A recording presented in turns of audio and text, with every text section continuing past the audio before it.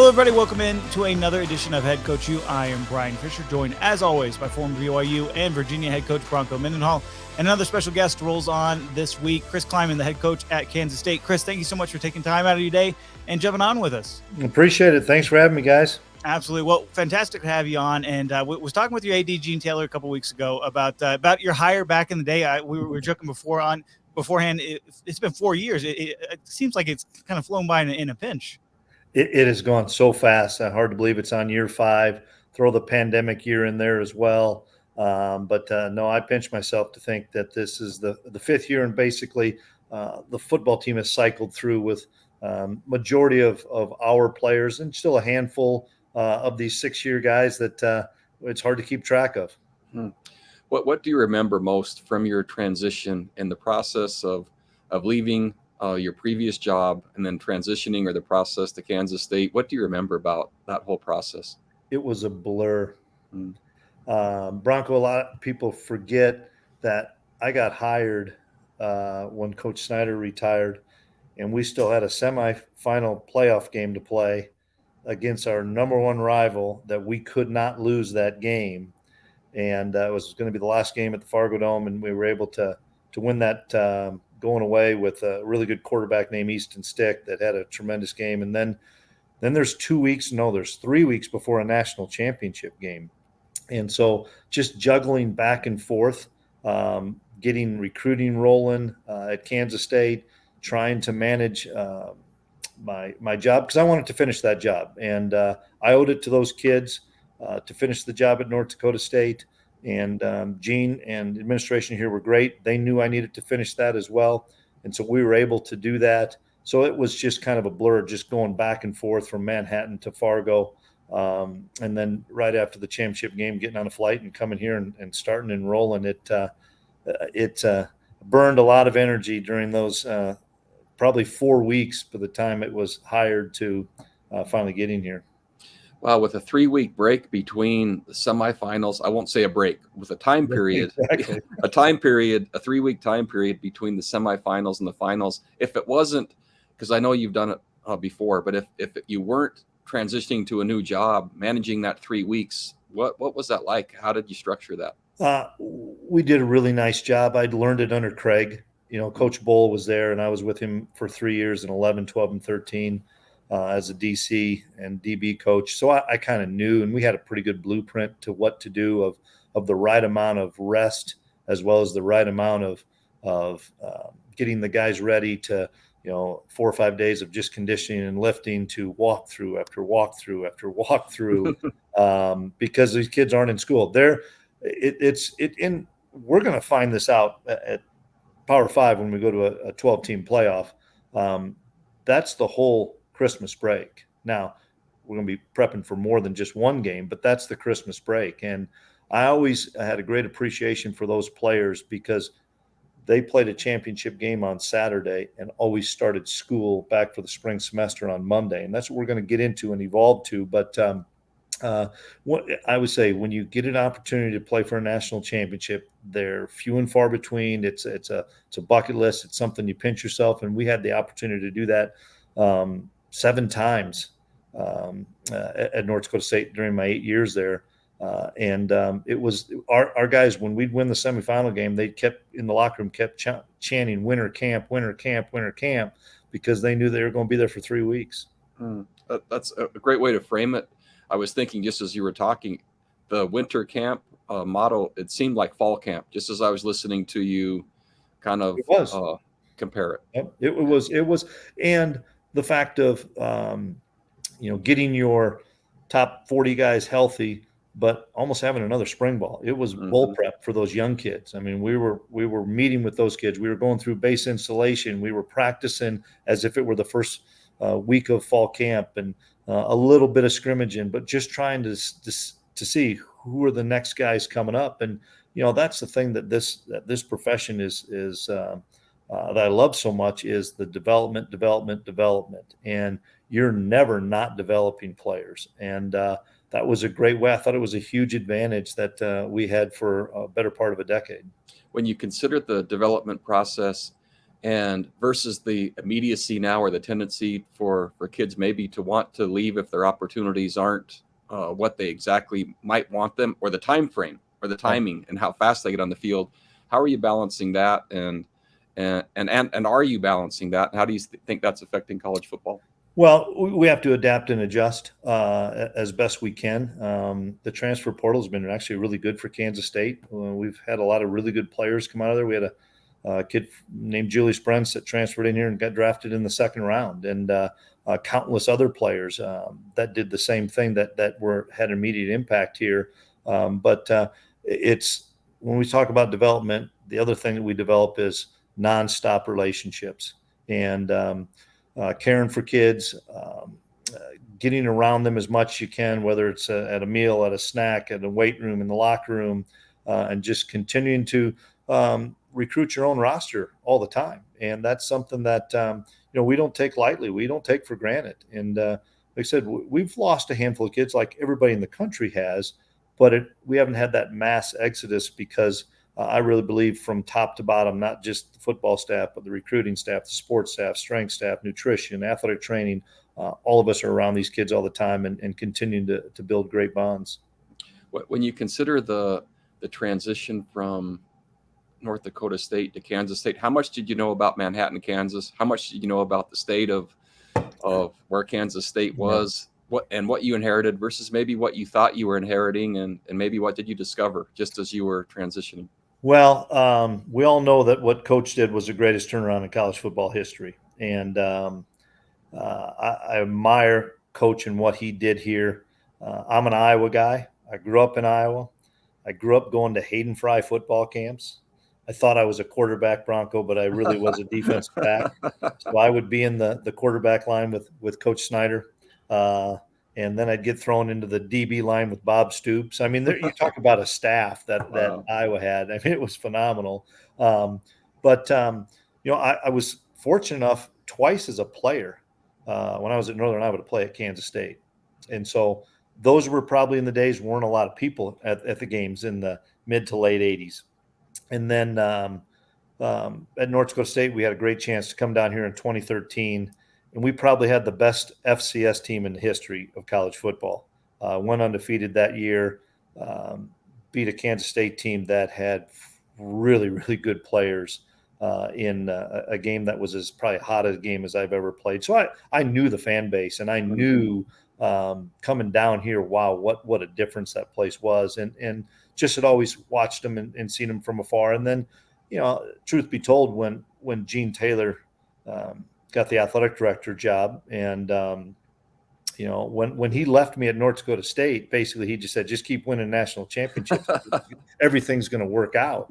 I'm like, well, that sounds like a simple job. But we were fortunate enough to be able to win a handful of them. And then when the job opened, it was just kind of like representation, just going back and forth saying, hey, they want to have an interview and have a talk with you. And I'm a big believer in fit. I'm a big believer in the right fit at the right time. And Bronco, as well as I do, not very many guys in my position at FCS get the opportunity, and without skipping that step and going to Group of Five or whatever. But that's where I'm incredibly indebted to Gene. And he will never say taking a chance, because that's not how he words it and operates. But I think there was great belief in what we were doing at North Dakota State could fit here. And a bunch of coaches came down with me, and it was hard work for sure, but it's been fun to see the evolution of where we started here in 2019, and then the pandemic hit to where it's been. We're in great shape here as facilities and that stuff. We just completed a new indoor that was done during spring ball this year. And everything we have here, all the facilities and stuff, are huge credit to Coach Snyder. But I appreciate what Bill has done as well. Is kind of, we talk periodically. He'll send me a note, but he's kind of let me be to say, you know what, this is yours, and I want to have you put your footprint on it. And I know he's always there, which is fun as well. But it's been a great challenge, and I really think we got a little bit this fall of, just, we put a stamp on what we've been trying to do for the last 4 years. Yeah, it's been really fun to watch just from afar and to see the progress. When you consider, I love the word fit as well. I used to use the word or the term fit first in all our talent selection and assessment for coaches as well. So you mentioned coaches that came with you. I'm anxious to hear, just as you were to describe, who fits best with you, and not only the combination of who fits best with you as the head coach, because I think that's really important, but also who fits best at Kansas State. So who are you looking for to surround yourself with coaching wise on your staff, and also, what kind of people? Family people first. Guys that will challenge the heck out of young man, but love them as well. And I think that's the whole key. You can't challenge a kid till he knows you love him and he knows you care. And that's what I was making sure that I was going to surround myself with here. Our offensive line coach, Connor Riley, has been with me. We were assistants together at North Dakota State. And so when I came down here, with one of the first guys, I went down the office and said, Rouse, we've got a chance to do something. And you see the tears in his eyes because of the opportunity that he knew of as well, of us coming from FCS to Power 5. But it's the people that, like Rouse, that, it's about family first. It's about faith. It's about driving people to be the best version of themselves on a daily basis and creating those great habits. The other thing is I was on the AFCA Board of Trustees, and so I got to know a handful of people through there. Coach Malone and Van. I was able to get right away when I got the job here and elevated him quickly to assistant head coach because I see the way he mentors kids. I see the way that he builds relationships with everybody on the football team, everybody in the support staff. He bounces around all the different offices inside Veneer here, and making sure that everybody knows it's not one person that runs this program. It's collectively all of us, and you'll never hear me say this is my program. I will never say it. I don't believe in that term. It's our program and everybody that's associated with it. When you consider, if you're advising someone else that gets a chance after winning national championship after national championship at the FCS level, which is hard to do, that then transitions to Power 5, what were the surprises, or maybe what was different, if anything, that you noticed? The easy thing would be staff size.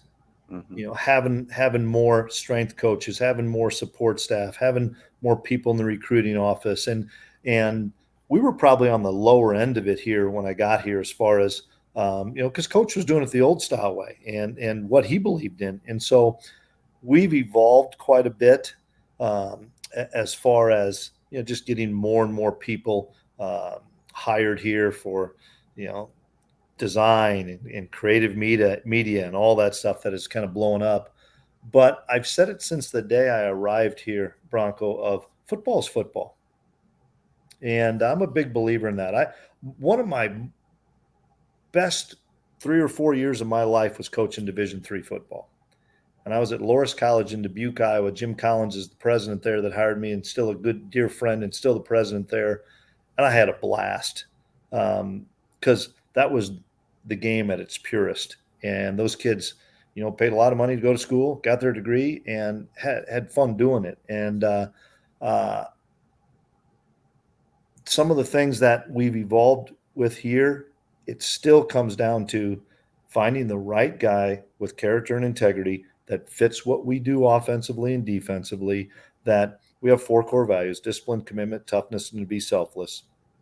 And probably the last one is the most difficult one right now, is to be selfless. And we want guys that want to be at K-State and want to develop and be a part of something special. And we've done a really nice job over the last few years since the pandemic, because when the pandemic hit, nobody could visit Manhattan, Kansas, and you need to visit Manhattan, Kansas to appreciate what this place is. And over the last few years, I think we've done a phenomenal job of recruiting the right type of guys here that are our type of guys that have high character, high integrity, that kind of model those 4 core values. And it's been working. We like the trajectory we are on right now, but you better not fall in love with yourself, because you're going to get knocked down quickly here. I love the term selflessness. It's hard, I think, for not only young people, it's hard for grown-ups sometimes, especially when there's success.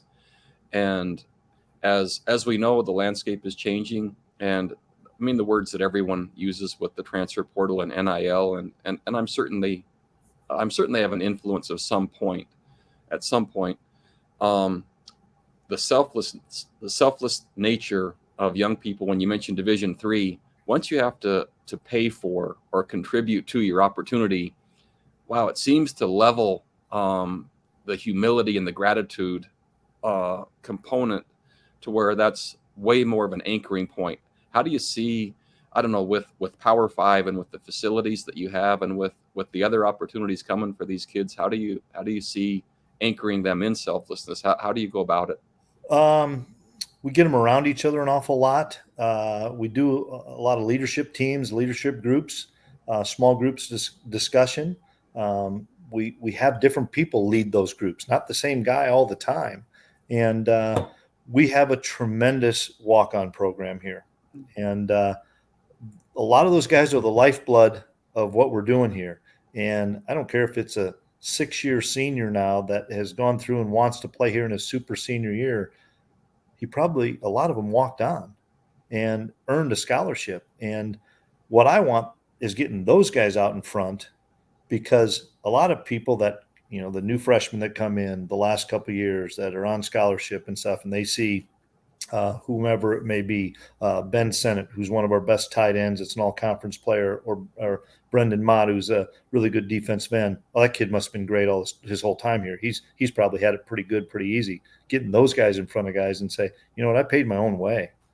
I paid out-of-state tuition my own way because I believed I had a chance here. And these guys recruited me as if I were a scholarship player and said, if you do this, this, and this, you're going to be put on aid. And those kids did that and were put on aid. And so, that's part of an unselfish nature of, man, I just give me an opportunity. And if I have that opportunity, I'm going to make the most of it and then continue to help develop the kids that are the new walk-ons to say, hey, if you do this, it's going to come to fruition. And what they're telling you is true. You just got to keep working. You got to keep working hard and you'll have that opportunity. And we've done a really good job with our walk-ons, and I'm excited because with the evolution of the transfer portal and your roster changing and stuff, you have to be able to find some walk-ons that are going to come in and kind of be the core of your locker room. And we've had that here. Yeah, it's an amazing challenge.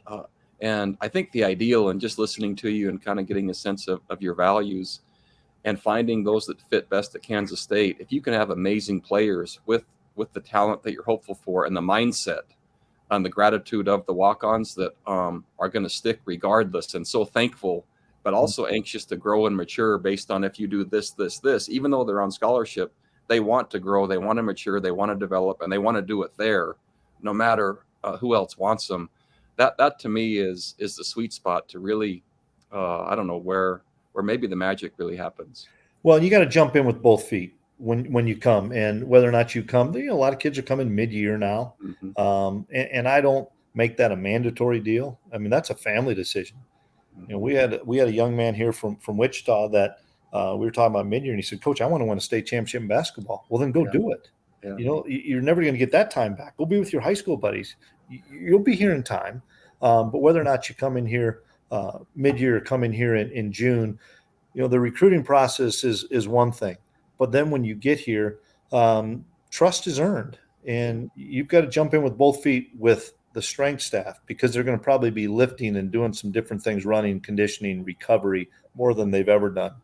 Nutrition has changed so much as far as what we're putting in these kids, from protein to the amount of hydration, and sports science in general has changed, with the Catapult GPS systems. I mean, we need to get the data, but then trust that we're going to use the data the right way with those guys and share that data with the players. Say, hey man, here's where you're at, but if you keep doing this with the strength training and recovery, or why am I sore every day?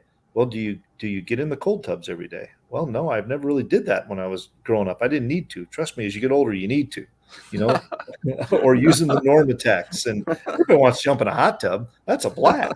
But now contrast, and I go from warm to cold or hot to cold, and then get in a Normatec and keep pounding fluids. And you're like, boy, my body bounces back a little bit faster. I think I've got it now, Bronco, where a lot of the staff will go and work out. And after the workout, you go to that cold tub and you see a bunch of 50-year-olds laying in that cold tub because we got to get through the rest of the day. Oh, that's great. How about for your family, the transition from Fargo to Manhattan, and maybe just through your coaching career and how you've best been able to make that work? Yeah. Unbelievable wife to start with that met me as a graduate assistant, and we had all sorts of money when I was a GA, and she was waiting tables. But we've always been in the Midwest and bounced around to different spots. I've had great opportunities. My first full-time job was at Western Illinois, and Randy Ball was the head coach, and Bill Wilt was the defensive coordinator. And so much respect for those guys gave me a shot. And then as I continued to bounce around and we started to have children, that's difficult. And I made not a mistake, but I made when I went from Northern Iowa to North Dakota State in early February of 2011, we made the decision that our kids were going to finish the school year out. And maybe we were like in 8th grade, 4th and 2nd, or 8th, 3rd and 1st, somewhere in there. So a whole semester, I'm sitting up in Fargo, North Dakota, and sometimes the weather's tricky, so you probably can't drive through that all the time. And I was like, holy cow, that was hard. And then we were in Fargo for 8 years. So I got my kids, my oldest, who's a graduate assistant for us, coaching linebackers, which is awesome. Got him through there and through high school in North Dakota, and then finished up his degree down here at Kansas State. And then my two other children, my daughter's going to be a senior at K-State, and my son, and this is why I love the term football is football. My son is a safety for Kansas Wesleyan, which is an NAIA school an hour down the road in Salina, Kansas. But when we moved to Kansas State, right after that championship game, and I asked my wife, Ron, I said, what are we doing? Are we gonna do this all over again? I really don't want to. Well, the kids kind of want to finish school. And I'm like, well, we got to honor what the kids want in high school. They go to school the first day of the second semester after we got back from the championship game, came home from school and said, Mom, let's go to Manhattan. We're not sitting here. So what was neat about that is, as you know, when coaches and families move, they put them up in the hotels for whatever, a month to however long it is. And our family of 5 stayed with Gene and Kathy Taylor, the athletic director, and his wife. And my son's never been fed so well in his life. Colby, my youngest, absolutely loves Kathy because he had a hot breakfast, he had dinner, and he had a great dessert every night. But we weren't going to be apart again. And I'm so thankful. And, with 2 kids involved in Kansas State and my youngest down in Salina, it's neat that the 5 of us are within an hour.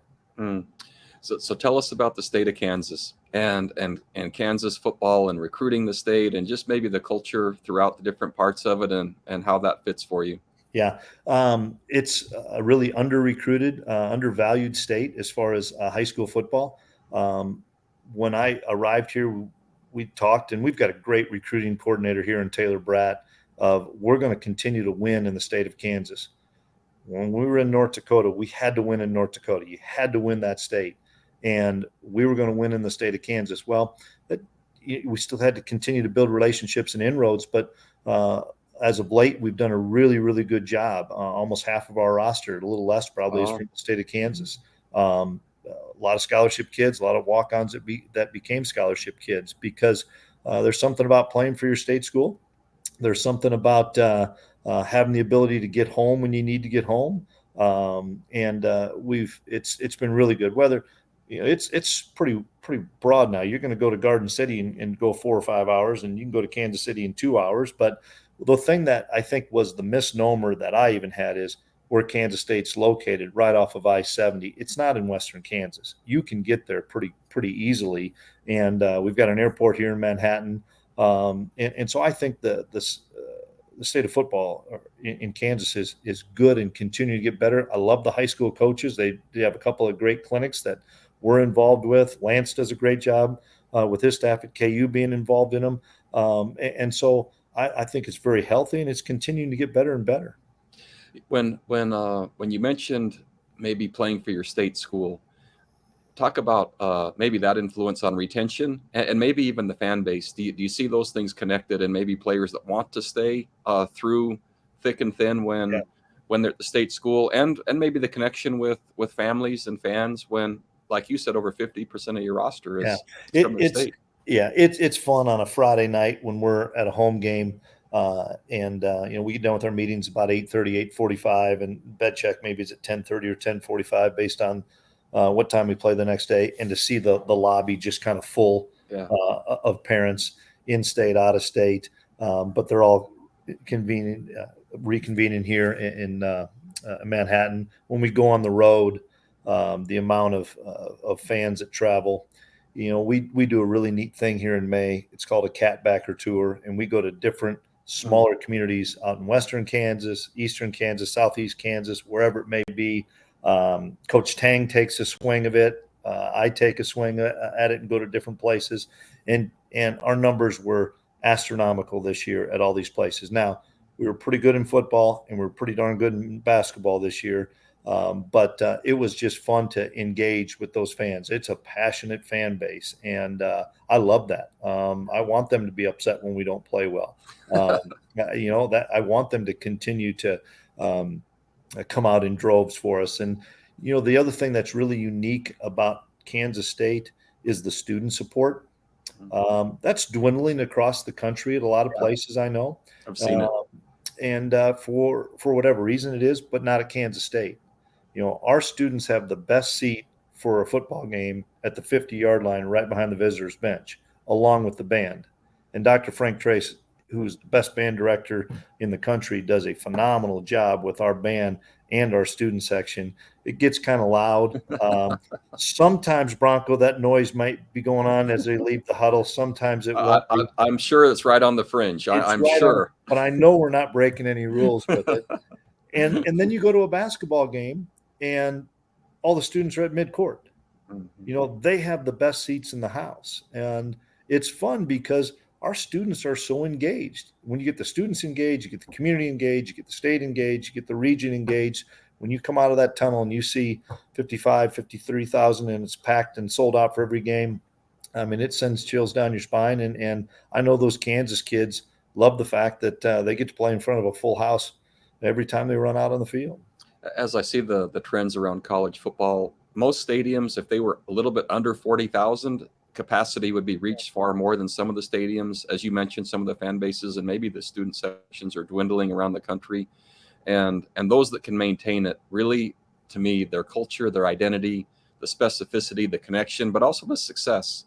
And you mentioned, we know it's conditional support, the jobs that we have. And but as you mentioned, it seems that you embrace that, and man, you meeting your wife when you were graduate assistants, and she saw what that was going to be like, just to marry you, knowing, even as a graduate assistant, to see that path. That's a great entry point. How best do the two of you manage the expectations, and the ups and downs that come with the job and the pressures that come with the job? Well, she's my rock. She's helped me through. She's a great listener. Sometimes she's an administrative assistant too for me and does some things for me, makes some PowerPoints, makes some documents. But she knows it. She's all in. She knows that this is our livelihood. And, whether or not we were at Loras College to Northern Iowa to North Dakota State, she's as nervous as anybody on game day. And, we're fortunate at the Bill here. We have a suite there, and the people that come up there, they know it's on when they come up and watch a game. I mean, it's happening, and she's locked in on it. And it's been fun to share this journey. From I know, and coaches are paid an awful lot of money now, but it wasn't long ago we were making 20,000. It wasn't very long ago where we didn't know what we were going to do with 3 children, and I'm at an FCS school making 50,000. How are you going to manage it? But we always did, and she always made sure that we did. and our kids were taken care of. But she's gone through the highs and the lows, and she enjoys Manhattan so much because of the friendships that she's garnered. And like yesterday, we had our camp from 4 to 10. So a bunch of wives and kids were over at the pool. They got snacks out, had some drinks, and got everybody involved, because it's a tough job as a football coach. And our families and wives are around us an awful lot, coming to practice and things. But there's times like last night where there's no room to put anybody else out in the field with as many campers we had. Okay, they all came over to the Klieman house and swam and got together, and we all have the same stories. We all have the same journeys. As you consider now where college football is headed, what would you like to see for the game, and any adjustments or changes, or what, and maybe what you think's working currently? Well, adapt and adjust is the biggest thing, Bronco. I don't know where realignment's going. I'm excited where we're at in the Big 12 with the TV contract that Commissioner Yormark was able to get for us. I don't think anybody's done with realignment. I think there's more to come there. We'll find out. I can control what I can control. I think that the transfer portal is a good thing for college football, because you need to be able to change environments if it's not working out, or something as simple as I've got somebody sick back home and I want to get closer to home. It's not always because somebody isn't playing. Sometimes it's a family situation, and I'd hate to have somebody have to leave because of a family situation and they have to sit out of here. That doesn't make any sense to me. The name, image, and likeness is real. We all know that we need to have some guardrails. And when a kid gets a brand and a name for himself at that school, shoot, I don't know how much money Deuce Vaughn made last year, but I bet he made a pretty good chunk of change. He should have. I mean, he was out in front all the time in everything we did. And I watched that kid sign autographs for 4 and 5 hours with little kids after a camp. And so those kids have earned that. And I'm excited about where we're at with name, image, and likeness. I think we all have to understand that what's going to happen over the next 2 or 3 years is going to really dictate where all this realignment goes as well. I mean, are we going to end up with 3 20-team leagues? How is it going to happen? I don't know. I don't know also, Bronco, how it's going to impact me on my next. Am I going to do this for 5 years, 8 years? It's going to continue to change, but I don't know if we're going to see drastic changes in the next 3 to 5 years or not. I just don't know. Yeah, it's really well said, though. I think you framed all the issues and all the potential issues, and maybe and the reality of what time frame that might happen in. I know there'll be changes, just uncertain about the time frame and the felt need, and maybe the tipping point that causes the changes. So I think you've said that really well. If you were to advise, and maybe we could just close with this, with all the success at North Dakota State, and you mentioned the chance to work with already a successful head coach, and kind of, I don't know if that'd be a mentor, and then inheriting a program where there was a successful head coach, but that doesn't mean or diminish what you've done, right? And so learning under someone or with someone is great, but being in the head coach's seat is still different, and you have to do it your way, and you have had similar success. How would you advise those listeners that are aspiring to be a head coach to maybe to have their best chance to lead, but also be successful in the way they lead individually and maybe authentically, even though, right, they've been influenced by others? Yeah. Be comfortable in your own skin and be who you are. Be genuine. Everybody talked about, well, how can you replace Coach Snyder? Really hard to do. Well, it wasn't the easiest thing replacing Craig Bull. Yeah. He'd won 3 in a row, and that wasn't easy. But I knew the formula because I'd seen it with Craig, and I had to be myself and had to be authentic, had to be genuine. I know people have different terms for this and whatever. I really feel I'm a player's coach. I want to get to know guys. I want to be involved in their life. I want to find out as much as I can about them. And that was, even though I was coming to Kansas State, my heart was ripped out. Yeah. Leaving 120 kids, 120 families that I had given my word that, this is where we're at and stuff. But it was cool because of the relationships that I had built with those people. They were all thankful and happy for the opportunity we had. Then coming here, I knew that my experience replacing Craig was going to help me with my experience replacing Coach Snyder. And I was going to embrace everything that had been done here and build upon everything that had been done here, just maybe doing it a slightly different way. Yeah. And doesn't mean it's right, wrong, or indifferent. It's just our way. It's evolving all the time. And so the other thing I'd tell people is don't be afraid to change. Don't be afraid to adapt and adjust, and make sure that you ask people for opinions. Ask people, I want to know what we can do to be better in nutrition, what we can do to be better in academics, what we can do to be better in leadership, whatever it may be. I want that. And I want people to feel comfortable and don't feel like you have all the answers, because you definitely don't. Bronco, I never would have thought from a football standpoint when I moved here, within 2 years, I'd changed from a 4 down to a 3 down. I was a 4 down forever. Yeah. And I changed from 4 down to a 3 down. Then we went to a huddle offense to a tempo no huddle with Colin Klein. Well, I had to adapt and adjust to what the Big 12 was. And don't be too proud to do those things. You know, I in the programs that I ran, an organizational principle that I learned is feedback is a gift. But unless you make giving feedback safe and valued, especially when you're the head coach, people won't give it to you. And so intentionally, I used to ask for it in a place and in a way that as safe as possible, where people would actually say what they meant. And as the head coach, I found frequently, if you didn't do that, they wouldn't really tell you. So I felt like I had to be really intentional about making the space so safe. And they knew I was sincere. I wanted their opinion. And it sounds like you've done the same. Yeah, that's a great way to put it. And I'm also around a bunch of guys that I'm friends with, that are colleagues of mine, that I coached with, that aren't afraid to say, hey, Chris, we got to look at something. We got to look at maybe changing this thing, and not feeling like, oh my, am I going to step on his toes by saying that? No, I want your opinion, because you're right. Once again, this isn't my program, it's our program. How can we all make it better?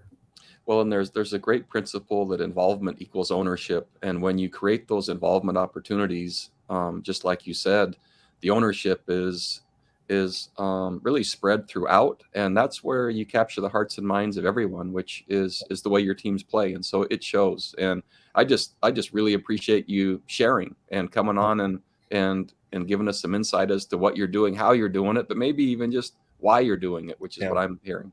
Well, and that's not just coaches, it's players. We have player ownership too. And our players, we have leadership council meetings all the time. And I'm like, guys, give me feedback. What can we do more of? What can we do better? Because I want those guys to have ownership. There's nothing, don't ever underestimate the power of belief, power of player ownership, and the power of love. We talk about that all the time with our team. It's fantastic. Well, Brian, I'll send it back to you. Brian usually hits us with some question. We never know what's going to come, Chris. At the end of this, we don't know.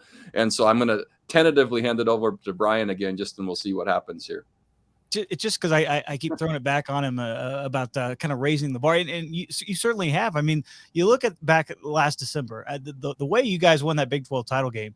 I imagine that has to be cloud nine. I know you kind of separate the national titles, but what's the biggest difference, Chris, in terms of kind of taking that knee to maybe win a big championship game versus kind of the walk-off fashion you guys had down there in Dallas? Boy, that was a unique situation, a unique season, and we went to TCU in the middle of October, and we were up by 3 scores and lost the game. TCU played a terrific second half. We did not. So we walked off that field, and I know our guys were like, man, we would love to have another opportunity at these guys. And so we went in there with a lot of great confidence in playing that Big 12 game. And then a little thing was, a year ago, we opened up the season against Stanford at AT&T Stadium. So 90% of our kids had played there before. And that was a huge, huge advantage, as opposed to an 11 o'clock game at AT&T, and you're not going there on Friday before a Big 12 championship game. And so we walk in that stadium and just go to the locker room, go to the sideline, get ready to play, as opposed to having that awe factor of where are we. And we had a lot of confident guys, probably none more confident than our kicker and Ty Zentner, smiling as he's running out on the field. And he took over the duties for all 3. And that kind of embodied our football team is Ty. that came in and said, I'll do all three halfway through the season. Man, I'll kick, I'll punt, I'll do field goals as well. And I don't think the kid missed a field goal the rest of the last half of the year. And coming out there with a big smile on his face. We'd just gotten a big 4th down stop, and we said, we got to get 1 first down, put the ball in the middle of the field, and let's end this thing. And our kids had great confidence to do that. Well, hey, you mentioned Colin Klein there, your OC. I mean, I covered a couple of his games there. As he was running around there in the Little Apple.